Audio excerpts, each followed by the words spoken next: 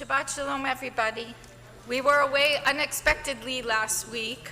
I have to apologize for that. We got stuck in New York with a nor'easter snowstorm. We couldn't drive, which was quite unexpected for us. So we're back on track here with the Parsha overview. Tazria.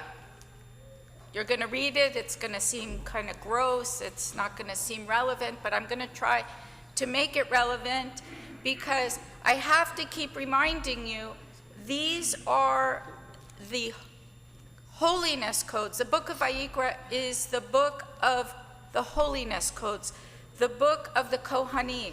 So if you just can understand that Moshe, through God, is giving the instructions to the teachers, the leaders, the priests, on how to make a nation holy. And there's a lot to learn within this Parsha, and usually this Parsha and next week's Parsha are together. But because we're in a leap year, they've made them separate. So you're going to have the same theme for next week as you have for this week. So it might seem a bit reoccurring next week, the same message. But let's just focus on this now. Judaism is a religion. I hate to say that, but Judaism is a culture, a religion of time and space. And because it is it functions with a definite idea of time and space, the beginning of learning about setting up a society and commandments was to separate and to make time and space holy and mundane. We have to produce, we have to work, we have to do things, but then there is a time when it is holy. And therefore, an action or a food or an event that the Israelites did prior to receiving the Torah now had to be accomplished and retaught as a holy act. So in these parshiot, it focuses on a requirement of time frame to make that separation between the mundane and the holy. In addition to all the commandments given, the procedure might require a discussion by the priest to determine how to proceed in a spiritual and holy manner.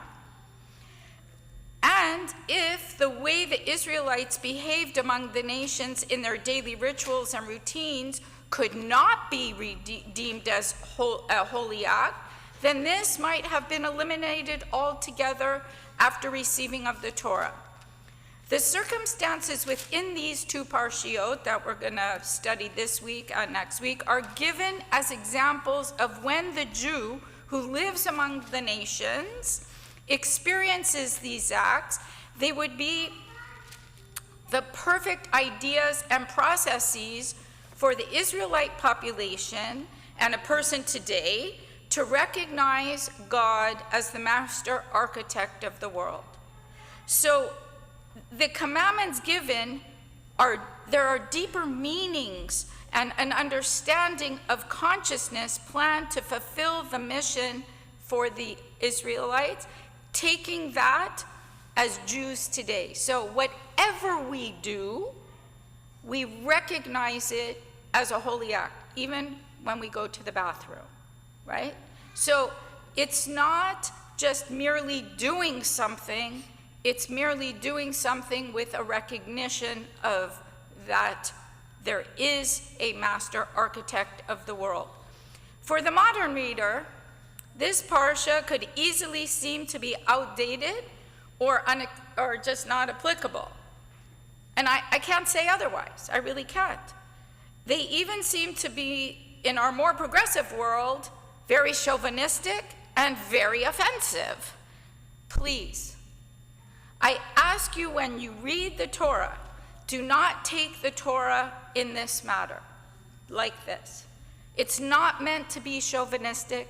It's not meant to be in any way an idea but love and kindness, holiness of separation of time and space.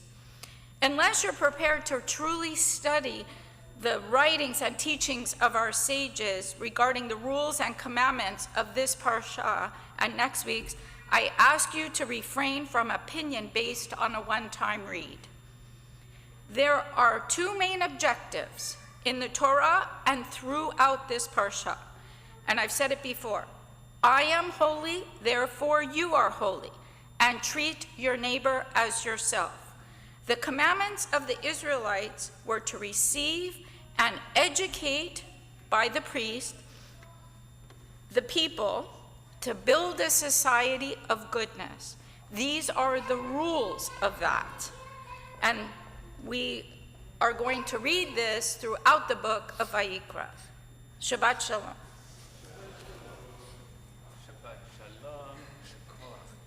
Certainly a very difficult